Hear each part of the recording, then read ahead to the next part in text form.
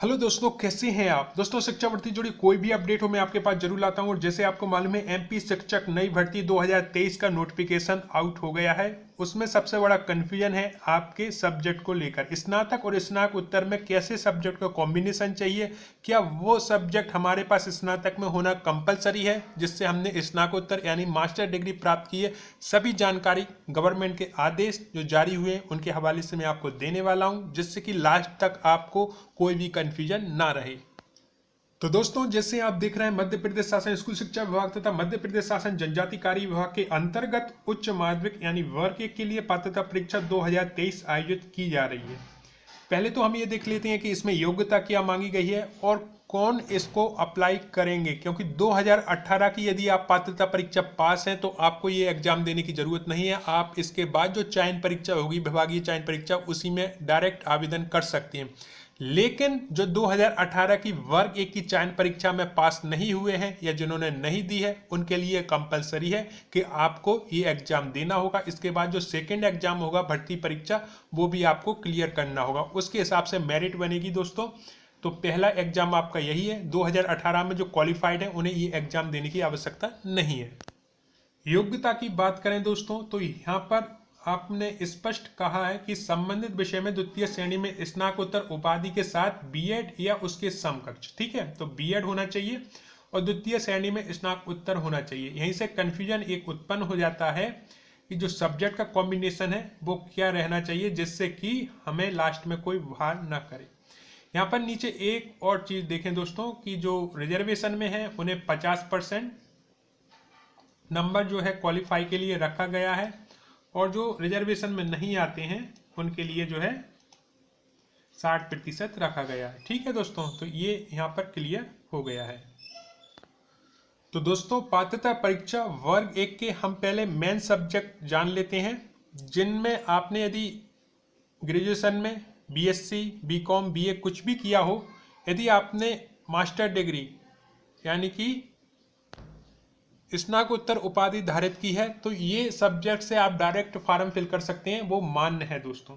यहाँ पर आप देखेंगे, हाई स्कूल उच्च माध्यमिक विद्यालय में अध्यापन कार्य हेतु नियोजित किए जाने वाले उच्च माध्यमिक शिक्षक की पात्रता परीक्षा विषयवार होगी। ठीक है दोस्तों, इसमें हिंदी जो साहित्यिक हिंदी है, अंग्रेजी जो लिटरेचर इंग्लिश है, संस्कृत, उर्दू, गणित, जीव विज्ञान, भौतिक शास्त्र, रसायन शास्त्र, इतिहास, राजनीति शास्त्र, अर्थशास्त्र, भूगोल, समाजशास्त्र, कृषि, वाणिज्य एवं गृह विज्ञान विषय में आयोजित होगी। आवेदक को संबंधित विषय में स्नातकोत्तर उपाधि नियम में उल्लिखित प्रावधान अनुसार धारित करना अनिवार्य होगा। ठीक है दोस्तों, यानी कि सेकंड डिवीजन वही नियम है। इन विषयों में मान्य किए जाने वाले 6 विषय परिशिष्ट 1 के अनुसार होंगे। वो मैं बताने वाला हूं कि इससे जुड़े 6 विषय कौन कौन से हैं, जिससे कंफ्यूजन। अब यहाँ पर आपका एक कंफ्यूजन दूर हो जाना चाहिए दोस्तों कि आपने मान लो बीकॉम किया है या बीएससी किया है, उसके बाद आपने एमए किया है हिंदी से, या एमए किया है अंग्रेजी से, या संस्कृत से, या उर्दू से। ठीक है दोस्तों, तो ये कोई कंपलसरी नहीं है कि आपके स्नातक यानी ग्रेजुएशन में ये सब्जेक्ट हो। नहीं भी होंगे तब भी आपकी ज्वाइनिंग हो जाएगी। ऐसे बहुत सारे उदाहरण हैं वर्ग 1 में जो बीकॉम और बीएससी से थे, जिन्होंने लिटरेचर इंग्लिश से या साहित्यिक हिंदी से एमए किया था या संस्कृत किया था, उनकी ज्वाइनिंग हो चुकी है।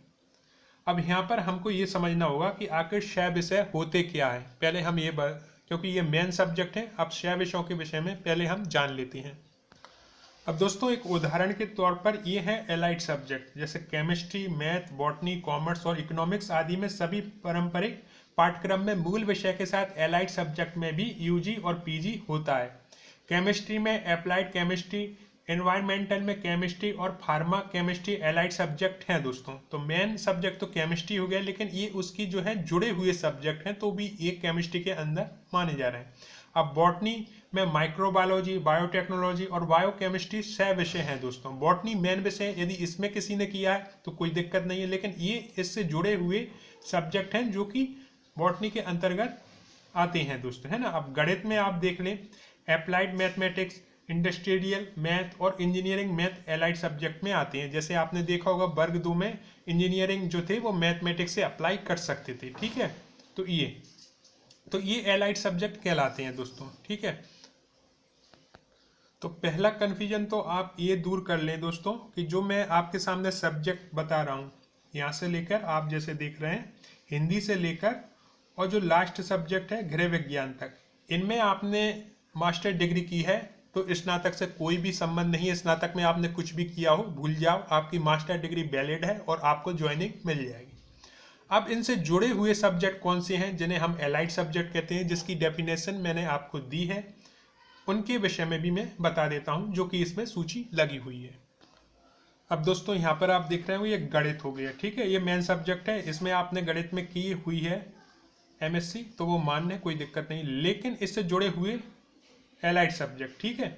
अब ये है व्यवहारिक गणित हो गया, सांख्यिकी हो गया, टेंशनल मैथमेटिक्स हो गया, औद्योगिक गणित हो गया, इंजीनियरिंग मैथ हो गया, और भी दिए गए हैं दोस्तों, ठीक है। मैथमेटिकल साइंस हो गया है ना, प्योर मैथमेटिकल्स हो गया, रिसर्च हो गया, तो ये सब है ना। अब इनमें से आपने मान लो कि किसी भी विषय में जो है मास्टर्स की रखी है तो यहाँ पर एक कंडीशन लगा दी गई, स्नातक स्तर पर अनिवार्य विषय क्या होना चाहिए, सह विषय के स्नातकोत्तर उपाधि प्राप्त अभ्यर्थी को स्नातक स्तर पर विज्ञापित मुख्य विषय गणित में स्नातक उपाधि धारित करना अनिवार्य होना चाहिए। अब कंफ्यूजन कहाँ से क्रिएट होता है कि बहुत से लोग ये कटिंग डाल देते हैं और कहते हैं कि आपके स्नातक में वो सब्जेक्ट होना चाहिए, जबकि अधूरा ज्ञान है दोस्तों।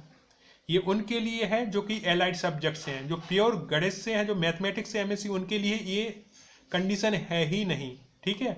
आपने कुछ भी किया हो ग्रेजुएशन कोई फर्क नहीं पड़ता, लेकिन जहाँ एलाइड सब्जेक्ट आ जाता है तो फिर वहाँ पे एक कंडीशन अप्लाई होती है कि स्नातक में वो सब्जेक्ट आपके पास होना चाहिए। अब यहाँ पर हम रसायन शास्त्र की बात करें तो जैसे कि आप देख रहे हैं ये रसायन शास्त्र हो गया।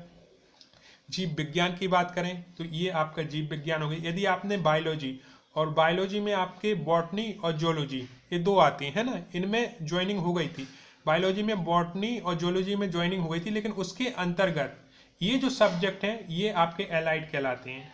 तो फिर यहाँ पर क्या है, इस विषय में स्नातक उपाधि प्राप्त अभ्यर्थी को स्नातक स्तर पर वनस्पति शास्त्र या प्राणी विज्ञान यानी कि बॉटनी या zoology, bio science, life science या एनिमल साइंस मुख्य विषय के रूप में स्नातक, है ना। तो इसमें से ये होना चाहिए, कंडीशन डाल दी।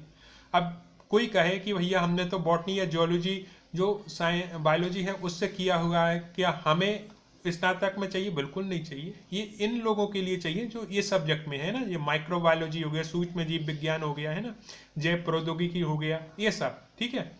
अब यहाँ पर ये पूरा के पूरा दिया गया है, ठीक है। अब भौतिक शास्त्र हो गया, तो भौतिक शास्त्र से आपने किया है एमएससी, कोई दिक्कत नहीं, लेकिन इनमें किया है जो कि इससे जुड़े हुए सब्जेक्ट हैं, ये भौतिक शास्त्र से जुड़े हुए सब्जेक्ट, ये सह सब्जेक्ट हम कहते हैं, एलाइड सब्जेक्ट, ठीक है। कृषि में ये हो गए, है ना। अब कृषि में जिन्होंने एमएससी की स्नातक से कोई मतलब ही नहीं है उनका, लेकिन एलाइड सब्जेक्ट्स की है तो स्नातक में कृषि स्नातक उपाधि धारित होना चाहिए, ये हो गया आपका। अब हिंदी साहित्य, मान लो कि किसी ने बीकॉम बीएससी किया है और हिंदी लिटरेचर से उसने एमए कर लिए, वो मान्य है, लेकिन इससे एमए न करके हिंदी से जो एलाइड सब्जेक्ट जोड़े हैं उनसे किया है, जैसे भाषा विज्ञान से उसने एमए कर लिया, अनुवाद विज्ञान से कर लिया, संस्कृत से कर लिया, तो फिर ये आपके स्नातकोत्तर पे हिंदी होनी चाहिए। और यदि डायरेक्ट आपने बीएससी या बीकॉम किया उसके बाद जो है आपने हिंदी में एमए की, लिटरेचर हिंदी या साहित्यिक हिंदी में किया हुआ, जैसे यहाँ पे लिखा है लिटरेचर हिंदी लिटरेचर, है ना, इससे किया हुआ है तो वो मान्य है और ऐसे लोगों की ज्वाइनिंग वर्ग 1 में हुई है। वही संस्कृत का है, यदि योग से किया है तो फिर आपके स्नातकोत्तर में जो है संस्कृत, साहित्यिक संस्कृत होना चाहिए। और यदि डायरेक्ट आपने साहित्यिक संस्कृत से कर लिया, चाहे बीएससी से हो, बीकॉम से हो, या बीए में भी आपके पास ये सब्जेक्ट ना हो तो भी वो मान्य हो जाएगा, ठीक है।